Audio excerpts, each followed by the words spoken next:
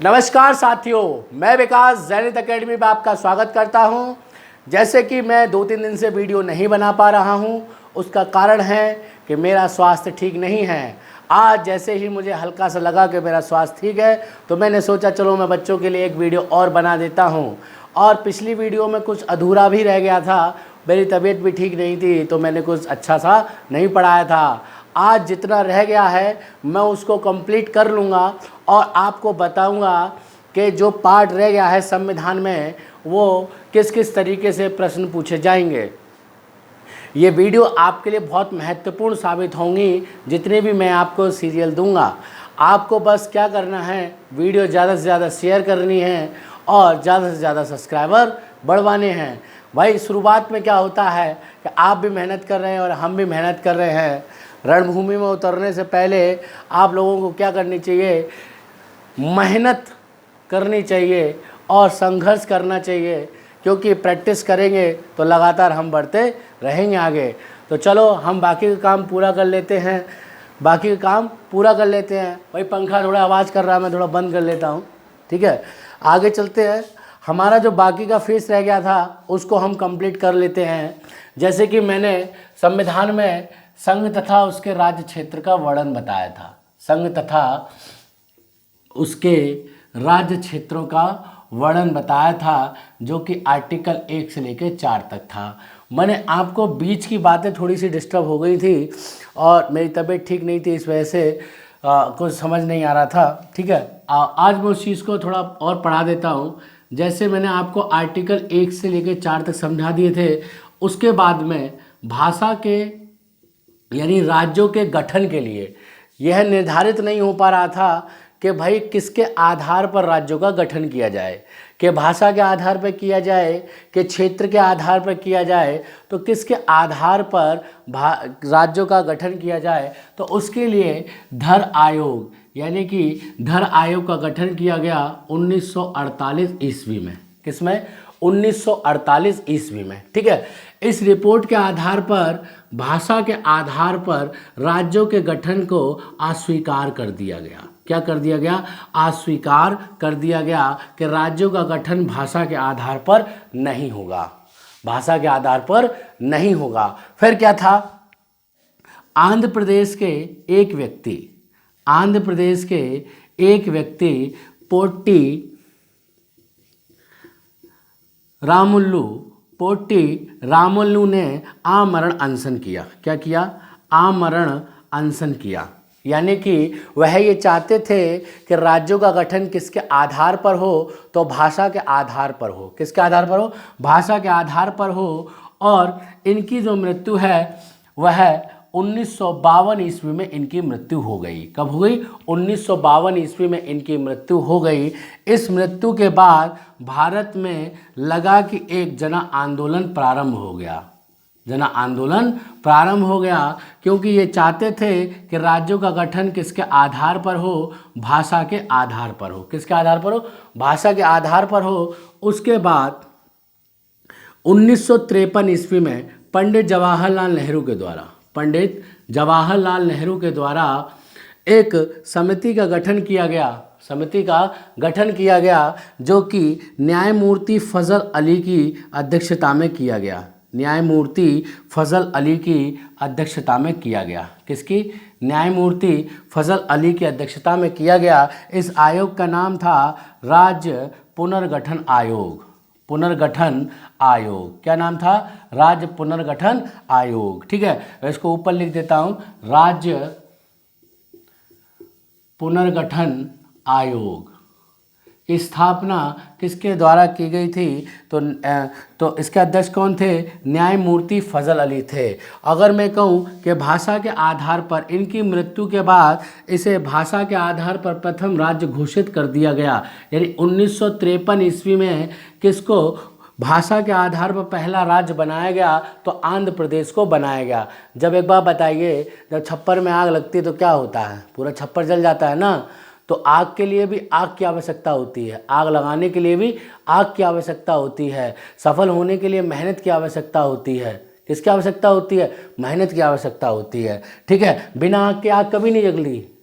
बिना आग के आग कभी नहीं लगती, इस बात का सदैव याद रखें। और बिना मेहनत के सफलता कभी नहीं मिलती, बिना मेहनत के सफलता कभी नहीं मिलती। भाई कपड़े सूखने के लिए भी किसकी आवश्यकता होती है? हल्की सी गर्मी की आवश्यकता होती है। सर्दियों में कपड़े सूखा दिखा दो। ठीक है, आगे चलते हैं कि आंध्र प्रदेश का गठन कब हुआ? 1953 ईस्वी में हुआ। पहली आग यहाँ लग चुकी थी। फिर 1953 ईस्वी में पंडित जवाहरलाल नेहरू जी ने कहा कि भैया अब क्या करना चाहिए, एक आयोग का गठन कर देना चाहिए जो कि क्या कहलाएगा? राज्य पुनर्गठन आयोग कहलाएगा। इसके अध्यक्ष कौन थे? फजल अली थे। अब फजल अली ने 1955 ईस्वी में अपनी रिपोर्ट प्रस्तुत की। उन्होंने बताया कि हाँ, राज्यों का गठन हो सकता है और ये प्रकार हो सकते हैं। तो सातवां संविधान संशोधन 1956 के अंतर्गत 1 नवंबर 1956 ईस्वी को राज्य पुनर्गठन अधिनियम पारित किया गया। राज्य पुनर्गठन अधिनियम पारित किया गया, जिसके अंतर्गत 14 राज्य तथा 6 केंद्र शासित प्रदेशों का गठन किया गया। 14 राज्य तथा 6 केंद्र शासित प्रदेशों का गठन किया गया। यहाँ तक आपकी समझ में आया?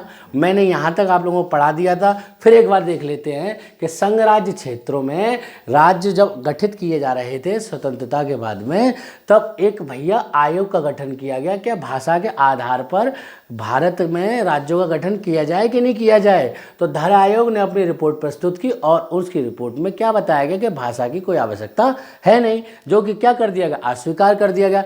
इतनी बात मानकर पोट्टी जी रामुल्लू किस पे बैठ गए? आमरण अनशन पे बैठ गए। और दिसंबर 1952 ईस्वी में क्या हो गई? इनकी मृत्यु हो गई। मृत्यु होने के बाद जन आंदोलन फैल गया और 1 अक्टूबर 1953 ईस्वी में क्या कर दिया गया? आंध्र प्रदेश को भाषा के आधार पर पहला राज्य घोषित कर दिया गया। उसके बाद में क्या था? राज्यों का गठन के लिए एक आयोग का गठन किया गया, जिसका अध्यक्ष कौन था? न्यायमूर्ति फजल अली थे। कौन थे? न्यायमूर्ति फजल अली थे।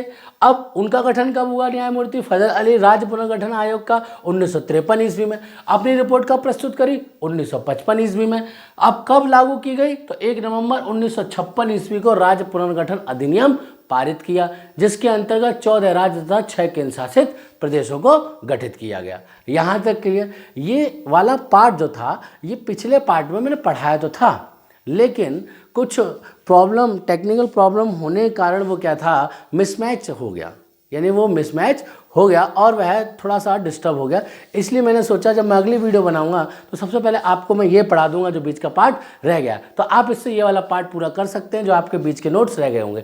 मैं फिर कह रहा हूँ, आपको इतने पढ़ने की आवश्यकता नहीं है कि आपका दिमाग क्या हो जाए? खराब हो जाए।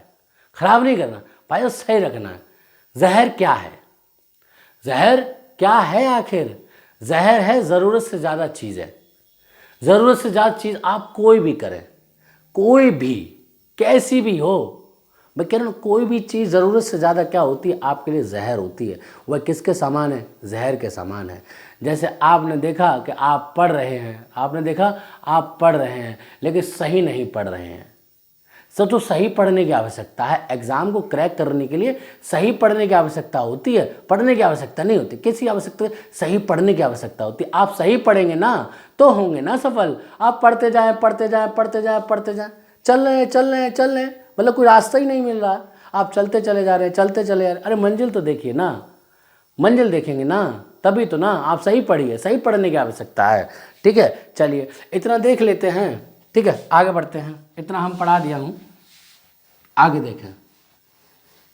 अगला चैप्टर है नागरिकता। नागरिकता को मैं आप लोगों को कोई खास नहीं पढ़ाऊंगा, क्योंकि नागरिकता में आपके लिए कोई खास प्रश्न नहीं बनते हैं, और जो भी प्रश्न बनते हैं बहुत बढ़िया बढ़िया बनता है।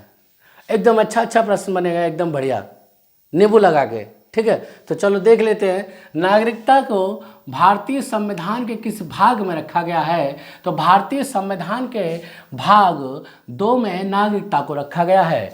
किस में रखा गया है? भाग 2 में रखा गया है। ठीक है, अगर मैं कहूं भारतीय संविधान का भाग 2 किससे संबंधित है, तो वह नागरिकता से संबंधित है। किससे संबंधित है?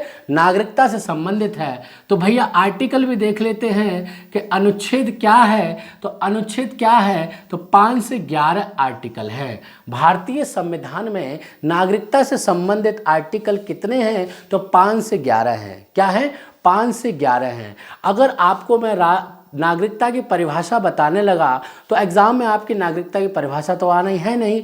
आपको एक सिंपल सी भाषा में बताऊं कि नागरिक कौन होते हैं? जिनको किसी भी देश की, चाहे अपने देश में हो चाहे किसी भी देश में हो, किसी भी देश का कोई भी व्यक्ति है, उसे राजनीतिक तथा सिविल सभी प्रकार की शक्तियां प्राप्त होती हैं। वह व्यक्ति उस देश का क्या कहलाता है? नागरिक कहलाता है। मैंने आपको पर्टिकुलर एक कॉमन डेफिनेशन दे दी कि नागरिक क्या कहलाता है, कि जिसे राजनीतिक तथा सिविल जिस देश उस देश में जितनी भी सेवाएं चल रही हैं उस देश के नागरिक के लिए क्या हो, उस व्यक्ति के लिए वह अधिकार प्राप्त हो, तो वह क्या कहलाता है? उस देश का नागरिक कहलाता है। प्रत्येक देश को अपने नागरिक को बताने के लिए एक पहचान पत्र दिया गया है कि यह इस देश का क्या है? नागरिक है। भैया पहचान पत्र से ही तो नागरिकता बनेगी। पहचान नहीं होगी तो कैसे काम चलेगा? पहचान के लिए नाम चाहिए ना। क्या चाहिए? नाम चाहिए। और नाम बनाने के लिए भैया क्या करनी पड़ती है? मेहनत करनी पड़ती है। मेहनत करनी पड़ती है। इलाहाबाद में जाके देखिए, दिल्ली में जाके देखिए बच्चे किस तरीके से मेहनत करते हैं। आप लोगों को फिर भी अच्छा मिल रहा है।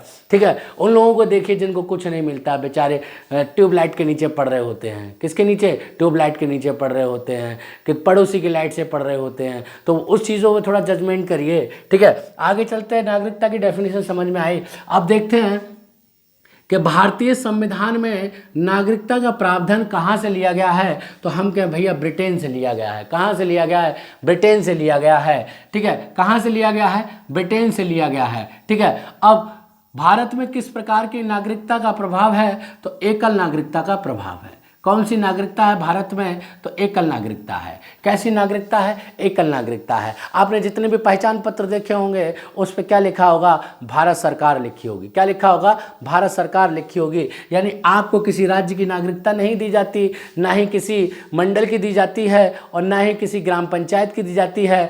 आपको नागरिकता किसकी दी जाती है? तो भारत सरकार की नागरिकता दी जाती है। आप भारत सरकार के आधार पर जहाँ रह रहे हैं वहाँ के क्या हैं? भारत के निवासी हैं। तो भारत में किस प्रकार की नागरिकता का प्रभाव है? तो एकल नागरिकता है। ठीक है, अब एकल नागरिकता का प्रभाव कहाँ से लिया गया है? तो ब्रिटेन से लिया गया है। कहाँ से लिया गया है? ब्रिटेन से लिया गया है। ठीक है, आवाज़ में थोड़ा मैनेज कर लेना भाई, क्योंकि आवाज़ बिल्कुल बैठ चुकी है और 3-4 दिन से हालत बहुत ज़्यादा ख़राब है। ठीक है, मैं फिर भी मेहनत करके आप लोगों के लिए वीडियो बना रहा हूँ। ठीक है, तो इस मेहनत का क्या करें? आप लोग उपयोग करें और नोट्स बनाएं। ठीक है, कोई चीज़ अगर समझ ना आए तो फिर से कमेंट बॉक्स में पूछ लें कि सर ये समझ में नहीं आया। अगर मैं कहूँ भाई साहब कि आपका GD और पुलिस का सिलेबस हो गया, हाँ भैया हो गया। क्या हो गया? सिलेबस हो गया। आपको इतना ही पूछेगा कि भाग 2 में क्या है? नागरिकता है। 5 से 11 संबंधित आर्टिकल क्या हैं? नागरिकता से संबंधित है। किससे संबंधित है? नागरिकता से संबंधित है। एकल नागरिकता का प्रावधान कहाँ से लिया गया है? एकल नागरिकता का प्रावधान कहाँ से लिया गया है? तो आपके ब्रिटेन से लिया गया है। कहाँ से लिया गया है? आपके ब्रिटेन से लिया गया है। अब आगे चलते हैं, आर्टिकलों को खोल लेते हैं। बहुत सिंपल तरीके से मैं आप लोगों को पढ़ाऊंगा कि आपने को भी पता चल जाएगा कि भाई हाँ कोई था कि व्यक्ति के जिसने बहुत बढ़िया से संविधान पढ़ाया और हमको समझ नहीं आता था और हमको आज क्या हो गया? समझ आ गया। आगे चलते हैं। नागरिकता देखिए, अधिकार क्या है और 11 क्या है? 5 क्या है और 11 क्या है? मैंने क्या कहा? यदि कोई भी कार्य प्रारंभ होता है, सिंपल सा है कि उसके अधिकारों का वर्णन होगा और जहाँ पे काम खत्म होता है वहाँ पे क्या किया जाता है? केवल संशोधन किया जाता है। क्या किया जाता है? केवल संशोधन किया जाता है। तो 5 में देख लेते हैं तो क्या है? नागरिकता के अधिकारों का वर्णन। नागरिकता के अधिकारों का वर्णन दिया गया है। क्या दिया गया है? अधिकारों का वर्णन दिया गया है। ठीक है, 11 में देख लेते हैं भाई साहब कि 11 में क्या है? कि नागरिकता से संबंधित संविधान संशोधन।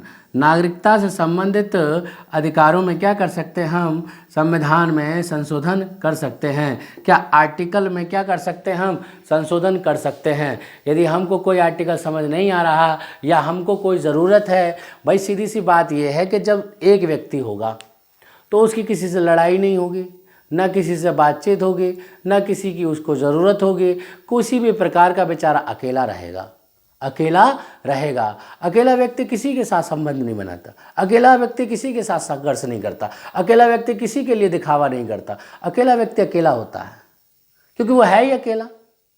लड़ाई किससे करेगा, कोई है ही नहीं।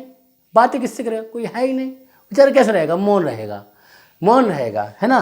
तो अगर व्यक्ति कम होंगे तो समस्या भी कम होंगी, अरे लोग ज़्यादा होंगे तो समस्या कैसी होगी, ज़्यादा होगी। तो वही चीज़ की गई। तो उस समय क्या था भैया, जितनी जनसंख्या थी उसके आधार पर आर्टिकलों को बना दिया गया। अब जनसंख्या जैसे जैसे बढ़ रही है वैसे वैसे क्या हो रहे हैं, उसी प्रकार से जो चीज़ें आवश्यक है और संसद के माध्यम से उसे क्या कर ली जाती है, जोड़ ली जाती है। तो वही चीज़ है कि अंतिम आर्टिकल को क्या बनाया गया, संशोधन के रूप में बनाया गया। तो 5 क्या है, नागरिकता के अधिकारों का वर्णन है। 11 क्या है, संशोधन है, नागरिकता के अधिकारों में संशोधन है। ठीक है, अब 6 और 7 देखेंगे, एक साथ तैयार करें 6 और 7। आप सभी लोगों को पता है कि पाकिस्तान और भारत जब आज़ाद हुए थे तो पाकिस्तान कब हुआ, 14 अगस्त को हुआ। भारत कब हुआ, 15 अगस्त को हुआ।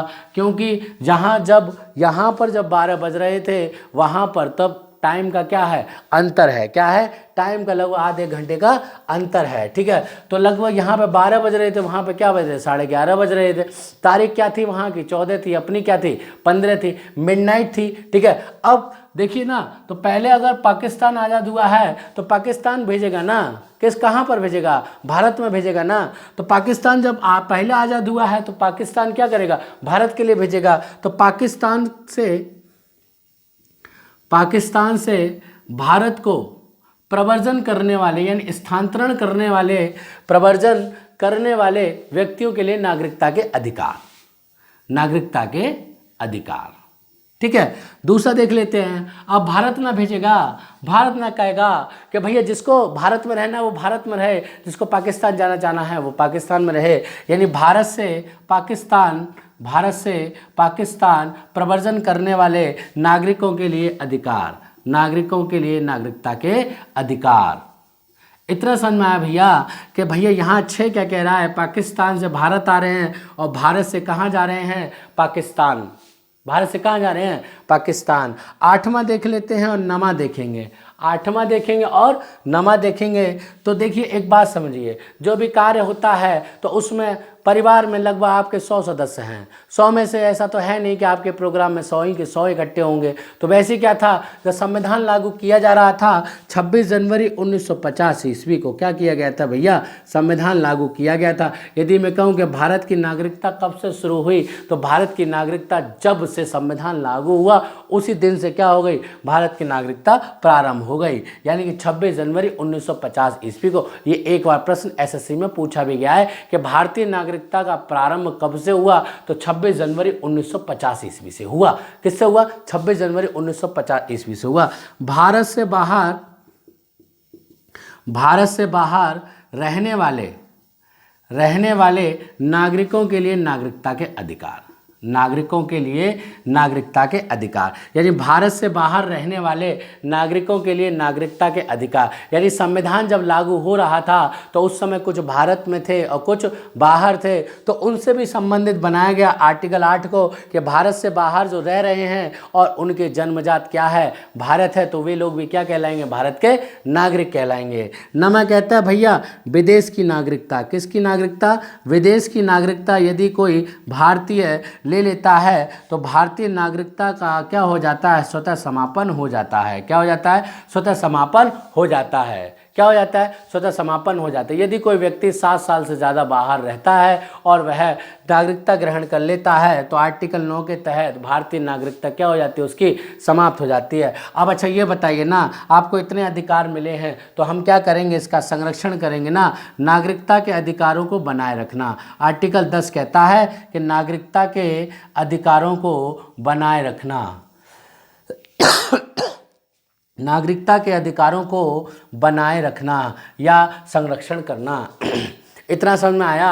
आर्टिकल फिर से एक बार रिकॉल कर लेते हैं भैया। 5 क्या कहेगा कि नागरिकता के अधिकारों का वर्णन। 6 कह रहा है कि पाकिस्तान से भारत को प्रव्रजन। 7 कह रहा है कि भारत से पाकिस्तान के लिए प्रव्रजन। 8 कह रहा है कि भारत से बाहर रहने वाले नागरिकों के लिए नागरिकता के अधिकार। 9 कह रहा है विदेश नागरिकता यानी विदेश की नागरिकता ग्रहण करने पर क्या भारतीय नागरिकता का स्वतः समाप्त हो जाना। 10 कह रहा है नागरिकता के अधिकारों को बनाए रखना। और 11 कह रहा है कि जितने भी ऊपर से आर्टिकल हैं 5 से 10 तक, उसमें हम क्या कर सकते हैं, संशोधन कर सकते हैं। किस आर्टिकल के तहत, 368 के तहत। आगे चलते हैं। आपको जो मेन पॉइंट है वो मैंने आपको बॉक्स में बंद कर दिए हैं। ये बाद के पॉइंट हैं जो आपको नोट्स में लिखने हैं। ठीक है, आगे चलते हैं। आगे हम देख लेते हैं कि नागरिकता अधिनियम 1955 के आधार पर, नागरिकता अधिनियम 1955 के आधार पर भारत में कितने प्रकार से नागरिकता ग्रहण की जा सकती है। तो भैया 5 प्रकार से नागरिकता ग्रहण की जा सकती है। कैसे? जन्म के आधार पर। किसके आधार पर? जन्म के आधार पर। यानी कि 26 जनवरी के बाद और 26 जनवरी से पहले यदि किसी व्यक्ति का, यानी 26 जनवरी के बाद, यानी 26 जनवरी 1950 ईस्वी में यदि किसी बच्चे का जन्म भारत में होता है तो वह व्यक्ति क्या कहलाएगा? भारत का नागरिक कहलाएगा। कहने का मतलब ये है कि अपवाद कौन हो सकते हैं? तो राजनायिका हो सकती हैं। क्या हो सकती हैं? राजनायिका, यानी विदेश से आई हुई महिला क्या होगी? इस पॉइंट का अपवाद होगी। यदि कोई महिला आई है विदेश से घूमने, सपोज मान लिया कि वो प्रेग्नेंट है और उसका जो डिलीवरी है वो यहीं हो जाती है, तो उसे भारत की नागरिकता का प्रावधान नहीं दिया जाएगा। ये कह रहा है कि भारतीय मूल के जो व्यक्ति हैं और जिनका जन्म 26 जनवरी 1950 के बाद होगा, वे सभी क्या कहलाएंगे? भारत के नागरिक कहलाएंगे। दूसरा है वंशानुगत के आधार पर। वंशानुगत के आधार पर यानी वंश के आधार पर, यदि आपके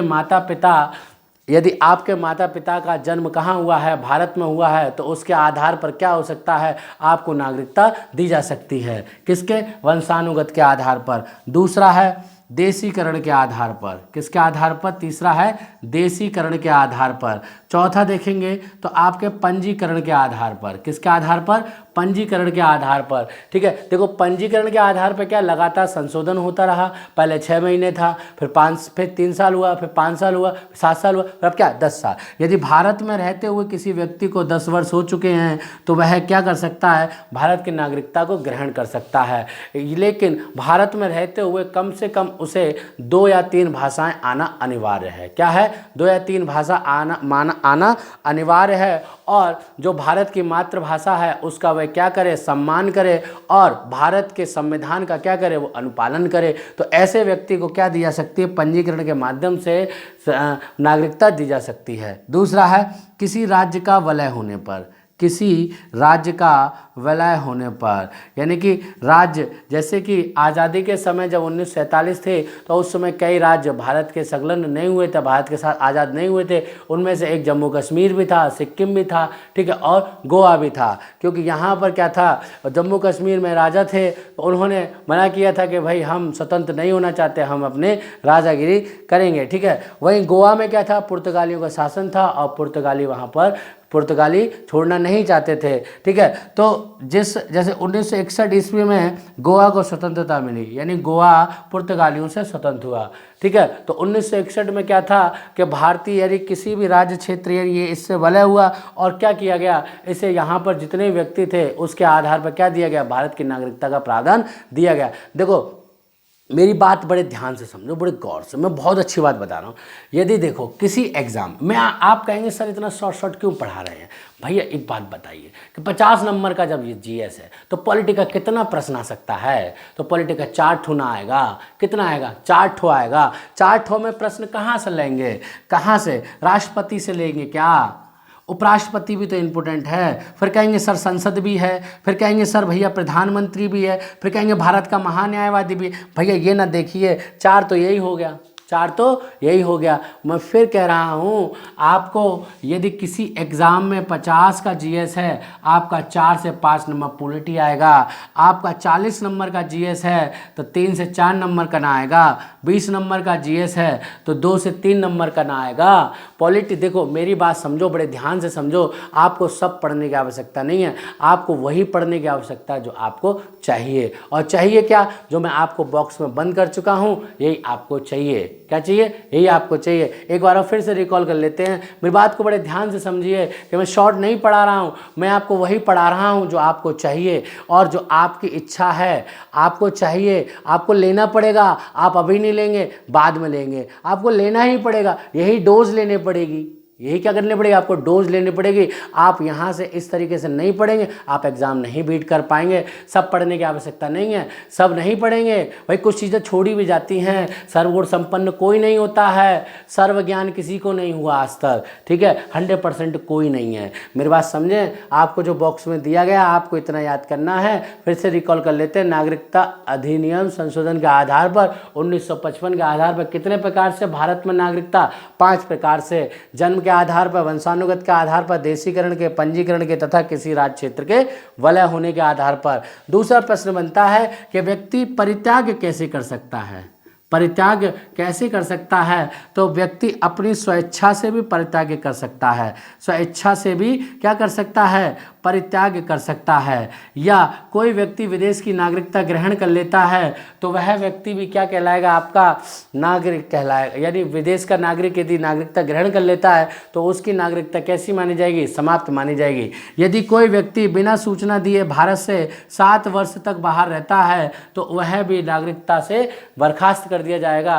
राष्ट्रपति के द्वारा भी उसकी नागरिकता को बर्खास्त किया जा सकता है। दूसरा, यदि कोई व्यक्ति राष्ट्र विरोधित कार्य करता है या राष्ट्र के विरोध में कोई कार्य कर रहा है या आतंकवाद के रूप में कार्य कर रहा है तो उसकी नागरिकता को कैसे कर दिया जाएगा? समाप्त कर दिया जाएगा या बर्खास्त कर दिया जाएगा। ठीक है, तो आज की वीडियो कैसी लगी? मैंने आप लोगों को पढ़ा दिया, बड़ी हिम्मत के साथ। आवाज़ नहीं निकल रही, आप मेरी वीडियो सुनेंगे तो आपको लगेगा हाँ सर की आवाज़ वाकई में नहीं निकल रही है। आप इसके साथ क्या करते रहे? मेहनत करते रहे।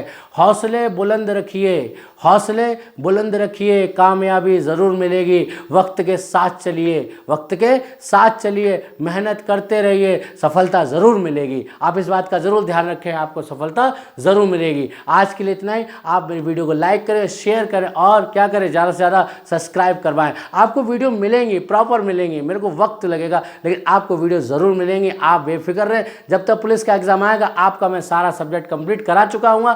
अगर बीच में भी पुलिस का यदि एग्ज़ाम आ जाता है तो आप चिंता ना करें, मैं एक्स्ट्रा सीरीज चलाऊँगा, ऐसा स्पेशल पढ़ाऊँगा। एक घंटे में आपके लिए ऐसे ऐसे प्रश्न लेके आऊँगा जो आपने कभी सोचे भी नहीं होंगे। और जब आप परीक्षा देने जाएंगे तो आपको बिल्कुल कैसे गुलदस्ते की तरह रखे होंगे। कैसे रखे होंगे? गुलदस्ते की तरह रखे होंगे। तो आप भी गुलदस्ते की तरह मुस्कुराते रहें और बढ़ते रहें आगे हिम्मत के साथ। जय हिंद।